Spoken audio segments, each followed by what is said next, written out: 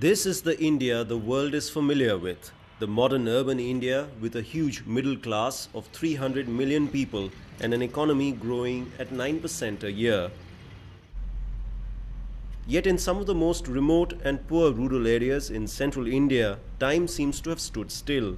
Naxal guerrillas, inspired by Maoism, have been waging a low-intensity war against the Indian state for the past 40 years.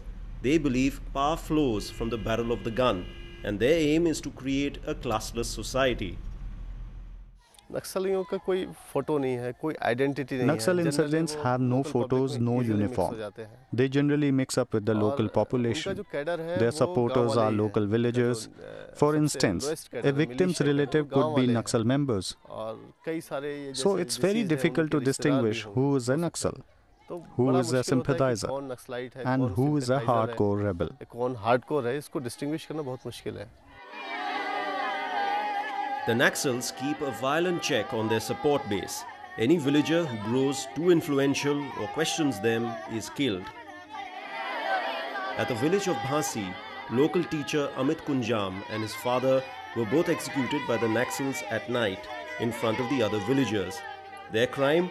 They supported the plans of an Indian conglomerate to set up a steel plant in the region. Naxalism began in 1967 as a response to the lack of development in India's poorest rural areas. Yet ironically, the Naxals themselves are now the biggest stumbling block to development. The state of Chhattisgarh is heavily forested and rich in minerals, but few companies would like to invest in areas hit by violence. This is frustrating the local population who want jobs. We want development in Chhattisgarh. We want the unemployed to get jobs. The amenities people enjoy in other regions should be here as well. In Delhi and Mumbai, people live with air conditioners. And our people here don't have roads to walk on. In frustration, local tribal leaders formed an anti-Naxal movement last year called the Salva Judum, or Peace March. The government got behind it and promised security, training and guns to protect them from Naxal reprisals. The government set up relief camps to house tribals who feared the Naxals. There are now 17 such camps in Chhattisgarh that house 50,000 people. Most of them left their villages hoping the camps would provide them better security from Naxal extortion. But there are reports that villagers were also forced into the camps by Salva Judum leaders, eager to swell their ranks and to starve the Naxals of local support. After all, the Naxalites' real strength lies not in their 10,000 guerrillas in the jungle, but in their civilian networks in the villages. This has led to a vicious civil war over the hearts and minds of the local population. Manish Kunjam is the local leader of the Communist Party of India, a national political party that provides support to India's central government, but is also sympathetic to the Naxal cause. Violence has increased. The Naxals have not been weakened in any way. Instead, the poor villagers are being caught in the middle. They have run away. Their houses have been taken from them. This destruction is happening in the name of Salva Judum. In most of Chhattisgarh, the Naxals are an underground hit-and-run force. But in the Bastar forest, they are well entrenched, controlling a large chunk of territory where government authority is almost invisible. We're on State Highway 90, which passes through the southern tip of Chhattisgarh. And this is an area labeled highly sensitive by the state administration.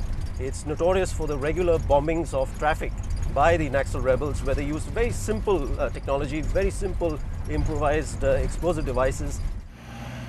And everywhere there are grim reminders of the danger people here face. The relief camps too are far from secure. In some cases, they provide an easier target for Naxal reprisals. They are also fast losing their sheen to the villagers themselves, as the state government has stopped supplying free rice. Now the camp residents have to buy their own food, and most have to work as manual laborers, earning $1.50 a day. The headmen and the special police officers say if you aren't ready to do manual labor, then we will force you to leave. If you work, you will receive food every day. So we have no choice.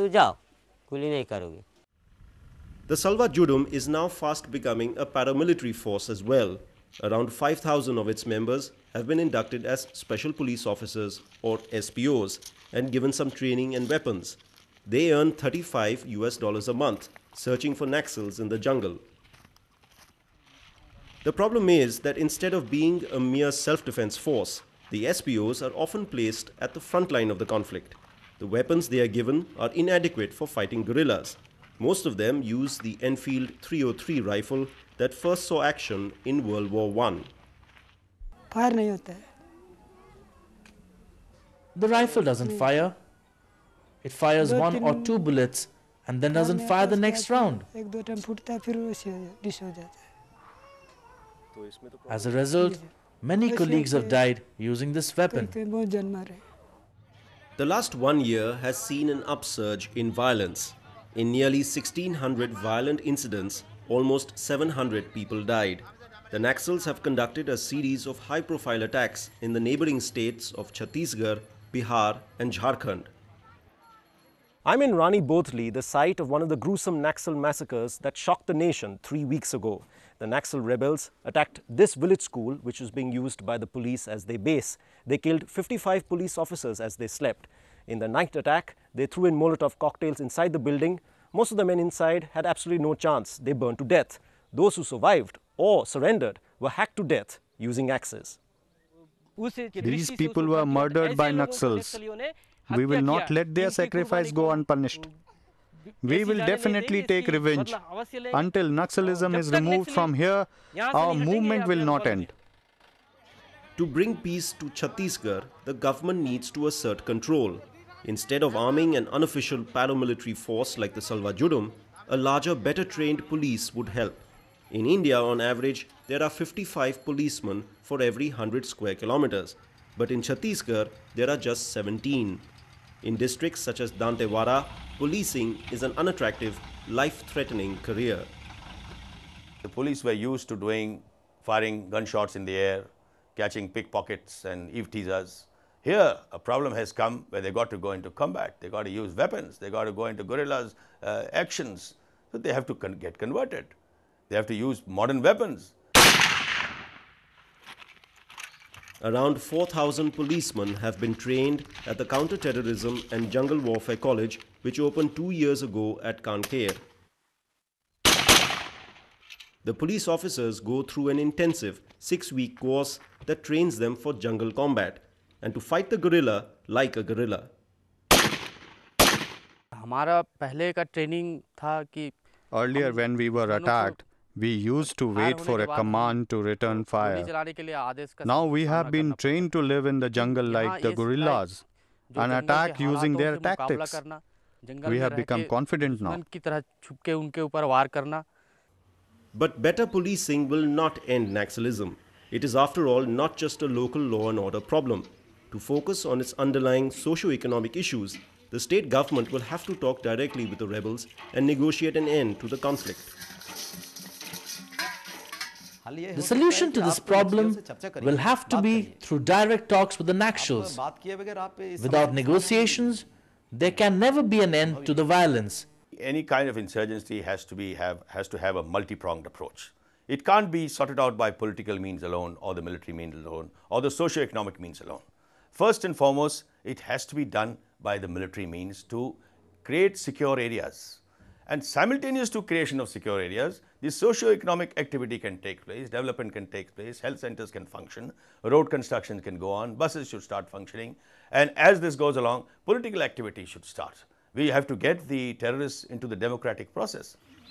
Perhaps the Naxals themselves will realize their power base remains on the margins of Indian society and that their decades-long insurgency will not spark a revolution across the country. In the end, like insurgents in other parts of India, they too might prefer to come out of the cold, join the political mainstream and stand for election. Otherwise, the cycle of violence in states like Chhattisgarh will continue.